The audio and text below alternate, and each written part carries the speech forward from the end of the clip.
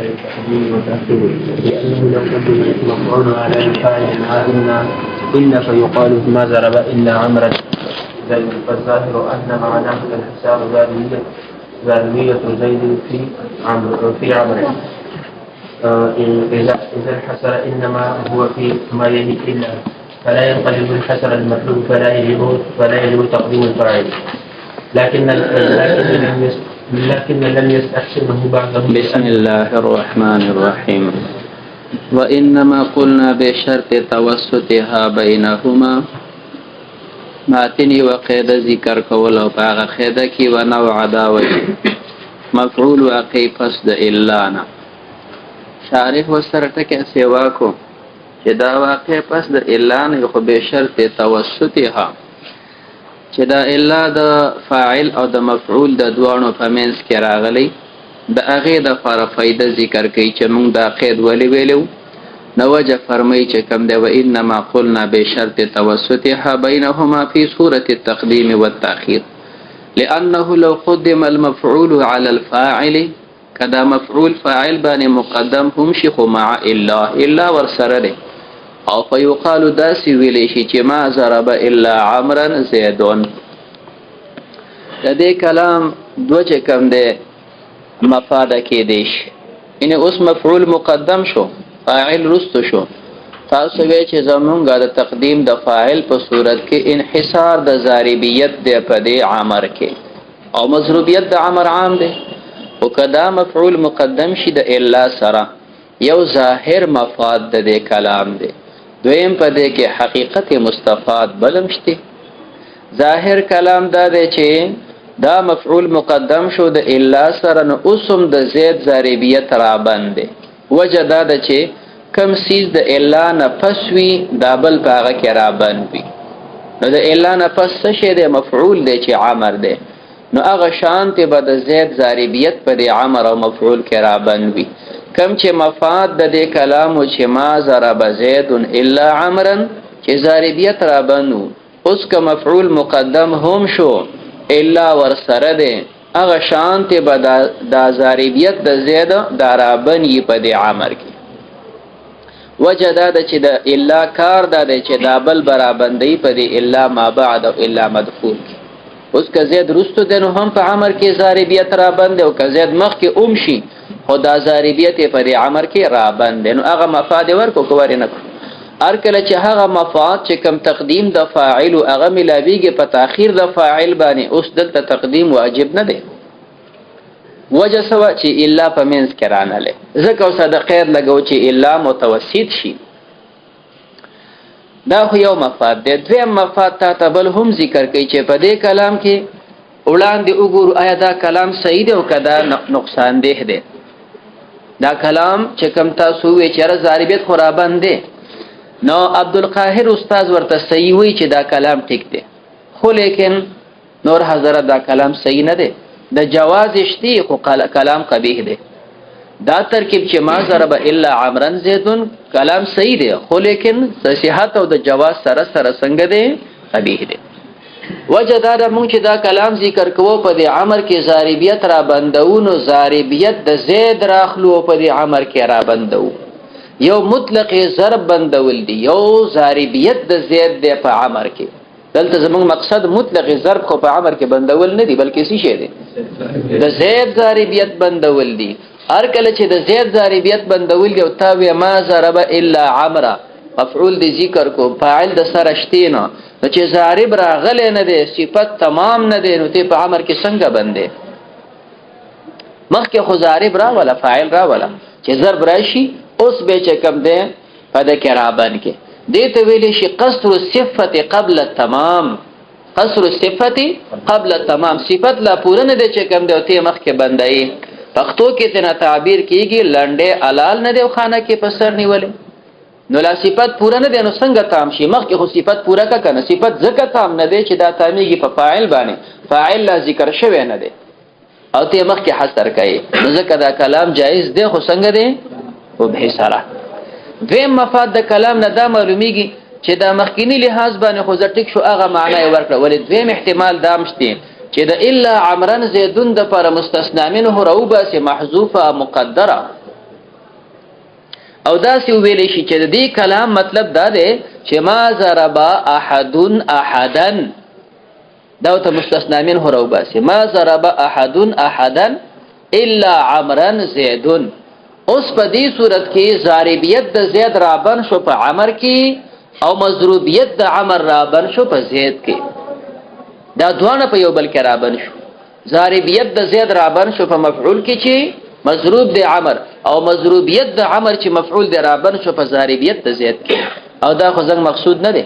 لہذا بیا خلاف مقصود راځي. نو په دې ترکیب کې مقصد حاصلېږي، خو مقصد یا قبیح او یا غیر قبیح او غیر مقصد حاصلېږي. دا دوه احتمال ورپکې شته. نو ځکه دې فرمایي فالظاهر ظاهر دا چې ان معناه معنی صدا انحصار ضاربیت زید، انحصار د ضاربیت د زید فی عمر وجدار چې اذ الحصر انما هو حصر خو هغه ځای کې راځي فی ما یلی الا کم چې د الا سره نږدې وي. فلا ينقلب الحصر المطلوب، په دې صورت کې حصر مطلوبه منقلب کیږي نه. فلا يجب تقديم الفاعل، تقدیم د فاعل دا به واجب نه ګرځيږي. لكن لم يستحسنه بعضهم، بعض علماء دا مستحسن نه دی ګرځولې. ترکیب صحیح دی خو ښه نه دی. وجدا چې لانه من قبيل قصر صفتين، دا د قبيله د رابطوالي د صفات نه دی قبل تمامها. دا کلام کې یو احتمال دی فرمای و انما قلنا الظاهر من هو ظاهر خدا دا. البته په دې کې دویم احتمال اومشته چې ان معناه کذا، ولل احتمال ان يكون معناه احتمال دام دی چې بل معنی پیدا شي چې ما ضرب احدن احدن ویل شي الا عمرا زید. فيفيد بیا دې وخت کې فائدہ کوي انحصار صفه كل واحد منهما، انحصار د صفات د ارواحد د دوانو په الاخر په بل کې. او کدا معناو کې هو اذن خلاف المقصود، دا خلاف مقصود ده. دا خو د دې لپاره وجو. اما وجوب تقدیمه عليه، هر چې تقدیم د فاعل د وجوبا په د مفعول په صورت وقوع المفعول بعد معنى الا، د معنی د الا نه چې رستو راشي نو بیا هم تقدیم د فاعل دا واجب دی. نو وجه دی چې ان الحصر ها هنا حصر پر انما کې په الجزء الاخير، دا په جزء اخیر کې وي. کم چې جزء اخیر د مخکینه په هغه کې رابن وي، مفعول رستو دی نو فاعل رابن دی. اوس کو ته فاعل مقدم نه کې او فاعل رستو کې بیا مفعول را باندې خبره بولټه کیږي. نو فلا اخر الفاعل كفاعل رستو شي لا انقلب المعنى، معنی بدلیږي قطعا. دا دویمه قاعده و چې تقدیم د فاعل واجب. اوس دریمه قاعده ذکر کوي چې تاخير د فاعل واجب دی. دریمه قاعده ذکر کوي چې تاخير د فاعل دا واجب دی. نو فرمایي دا چې واذا اتصل به، کله چې متصل شي د دې فاعل سره مرجع بیانې، سم متصل شي ضمیر او مفعولین، هغه ضمیر چې راجع دی مفعول ته، ضمیر راجع دی مفعول ته او د فاعل سره ولګیدم. مثال ذکر کوله ک ضربا زیدن غلامه، ضرب فعل او زید مفعول دی، غلامه دا ول فاعل دی. د دې غلامه فاعل سره ضمیر متصل دی چې هو دی راجع دی به زید ته. په دې وخت کې بتا ترسته قاعده ذکر کو چې تاخير د فاعل واجب دی، غلام تاخير واجب دی. ولې کدا مقدم شي سو لازميږي، ازمار قبل ذکر لازميږي، لفظا او رتبه او دا ناروا ده. دویم صورت او واقع شي د فاعل بعد الا، پس د الا نه دې سره بیا شارح د خپل لامزله ذکر کی المتوسطه بینهما، چې دا الا متوسط وي د فاعل او مفعول په منځ کې په صورت التقدیم والتاخير. لکه دا ترکیب ما ضرب عمرا الا زید. دی وخت کې چې ستا مقصود دا کلام دی نو تاخير د فاعل به واجب وي. ولی ستا مقصد دلته دا دی مضروبیت د عمر ترا باندې په ضاربیت د زید کې. د دې کلام نستا مقصد څه شه دی؟ مضروبیت د عمر چې دا عمر صرف دغه یو زید والے دی نو ضاربیت د زید وس عام دی. دا عمر داسې پهلوان دی، داسې چې کوم دی یو قسم تکړه او بدمعاش دی چې دا تروسه چا نه واله، صرف دغه یو چې کوم دی چا وو زید وو. نو مضروبیت ترابن کو په دې زید کې او ضاربیت د زید څنګه شو؟ اوس عام شو. نو لہذا دلته تاخير د فاعل واجبي، ولی کدا فاعل مؤخر نشو مقدم شي خو هغه مخکینه قاعده به جوړ شي، بیا خو ضاربیت را بنديږي. او ستا مقصود څه شی دی؟ مضروبیت را بندول دي. او فائدته هذا القید دا علاج متوسط راشي وي د دې قید فائدہ متا تمخ کی ویل مسلمه عرفت انفا او وقع الفاعل دریم صورت ذکر کې واقع شي دا فاعل بعد معناها د معنا د الا نرسو معنا د الا څه شي لکه انما ده انما ضرب عمرا زید تا ته وی چې کم انما سره حصر حاصلېږي چې اخر جز ده په دې کې بړو به را باندې ستا مقصود مضروبیت را بندول دی په دې زید کې زید بوسترستو کې نو به انما ضرب عمرا عمر چې وهاله نو صرف زید وهاله دی نه مضروبیت عمر په زید کې را بنش او ضاربیت د زید څنګه شو عام شو اوس کو دا فاعل را مقدم شي نامخکینه قاعده به جوړ شي بیا خو به ضاربیت را بنديږي او ستا مقصود ضاربیت بندول نه دی ستا مقصود مضروبیت بندول دی اوس د ستا به کله مقصد ضاربیت بندول نو پرنه قاعده را یا به مضروبیت بندول جنانه قاعده را ته خپل حال ته ګوري چې ستا څه چې کوم د مثال په تور پوزیشن دی هغه شانته به خبره ذکر کینو لہذا دلته اول جزء بندول دی په دې دویم کې انما ضرب عمرا زید او بل صورت واذا اتصل مفعوله به کله چې متصل شي مفعول په دې سره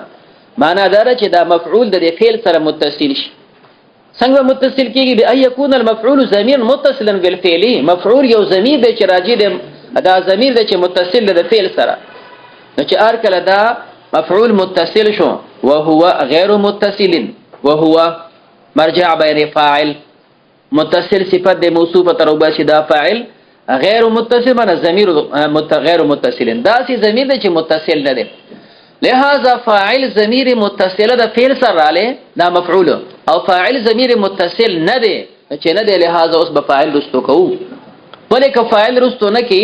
نو دلته مفعول ضمیر متصل دی دا متصل په منفصل بدلیږي او د اتصال او د انفصال مینس کې منافات دی مثال ذکر کی لکه ضربک زیدون کچه کم دی دا ضمیر متصل دی مفعول دی د فعل سره متصل شو او دا زید فاعل دغه منفصل دی لہذا تاخیر د فاعل به واجب وي تا ته قید کې دا ذکر کو چې دا فاعل غیر متصل وي اوس کو دا فاعل هم متصل وي او مفعول متصل دی بیا تاخیر د فاعل واجب نه دی ګوره ضربتو کا تو ضمیر متصله فاعل کا ضمیر متصله مفعول دواړه ضمیر متصل دي خو بیا هم تقدیم د فاعل واجب وي او تاخير د فاعل چې واجب دی هغه صورت کې چې مفعول ضمیر متصله او فاعل ضمیر متصله نه لکه ضربک زیدون کې وجب تاخيره تاسو وی چې د درې خبرو ته اشاره کوي وجب تاخيره دا هو ضمیر مرجع بیانې تاخير د چا په کار دی تاخير الفاعل سله ذکر کوي د چا نه تاخير په کار دی عن المفعول تاخير په کار د مفعول نه او سره اجمال بیانې نه فی جميع هذه الصور دا اجمال بیانول دي او غرض په اجمال بیانولو سره اعتراض د پکولو دی به تاخير واجب دی نه دا تاخير بس صرف د رستنی صورت کې وی چې اذا اتصل به ضمیر مفعول شارح فرماینا د سنه د غوندو سلګي وجب تاخيره تاخير د فاعل واجب دی په جميع هذه الصور تفصیل دار اما فی صورت اتصال ضمیر مفعولی اتصال د ضمیر د مفعول راشي به د فاعل سره نتابع تاخير د فاعل واجب دی الله يلزم الاضمار قبل الذکر لازم نشي اضمار قبل الذکر لفظا ورتبه مثال کې تطبیق وي و اما في صورت وقوعه بعد الا اشدا واقع پس د الا نه او معناها نو تا دوانو صورتون د لپاره وجد ویل الله ينقلب الحصر مطلوب حصر مطلوب استا ګډوډ نشي و اما في صورت كون المفعول ضمير متصلا او چې کله مفعول ضمیر متصل د فعل سره راشي او فاعل ضمیر متصل نه والفاعل غیر متصل نو بیا تاخير د فاعل ولی واجب دی لمنافات الاتصال الانفصال کدا فاعل ته متصل کې خو مفعول به منفصل کې او هغه ضمیر متصل دی متصل د منفصل سره منافات وي بتوسط الفاعل الغير متصل چې مینس کې به فاعل راشي غیر متصل بینه ما بین د کې او بین الفعل بخلاف ما اذا كان الفاعل ايضا ضميرا فخلاف ده هغه نه چې فاعل هم ضمیر وي بیا تاخير د فاعل واجب نه دی بیا خو انفصال نه راځي بلکې دا ضمیر متصله د مفعول هغه شانت متصل راتلی شي فانه حينئذ يجب تقديم الفاعل به تقدیم د فاعل واجب دی لکه ضربت وکشو لہذا اگر چې مفعول دا ضمیر دی متصل دی خو فاعل هم ضمیر متصل دی نه به تقدیم د فاعل دا واجب دی او که چرتا دا فاعل ضمیر متصل نوی به تاخير واجب دی لکه څنګه تیر شوی صورتو داستا دویمه قاعده او وقد یحذف